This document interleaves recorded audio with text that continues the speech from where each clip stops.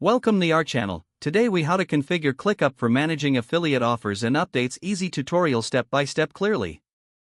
Open your ClickUp dashboard. Create a new space dedicated to affiliate offers. Name the space appropriately, such as Affiliate Management. Next, set up a folder within the space. Label the folder as Affiliate Offers. Now, add a list inside the folder. Title this list Current Offers. In the list, create tasks for each affiliate offer you want to manage.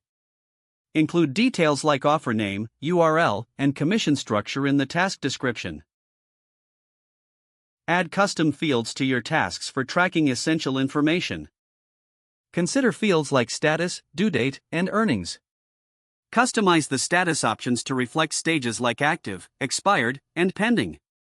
Next, label this list Offer Updates. In this list, add tasks for tracking changes or updates to your offers. Include details such as the date of the update and the specifics of the change.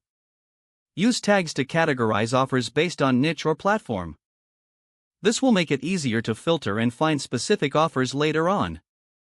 Set up automated notifications to keep your team informed of updates. Use the automations feature within ClickUp for this purpose. Next, establish a recurring task for regular review of offers. Set it to remind you weekly or monthly. Create a dashboard to visualize your affiliate performance. Add widgets to display key metrics like total earnings and offer conversion rates. Finally, invite your team members to collaborate within ClickUp. Share the space and adjust permissions based on roles. Your ClickUp setup for managing affiliate offers is ready. If the page does not load, refresh the browser or try again in a private or incognito window. Make sure you are using the correct email address, then retype it carefully to avoid small typos. If your password is not accepted, use the reset option and create a new strong password you can remember. Check your spam folder for verification or security emails, then complete any requested confirmation steps. Enable two-factor authentication if available to improve account security and reduce unauthorized access risk.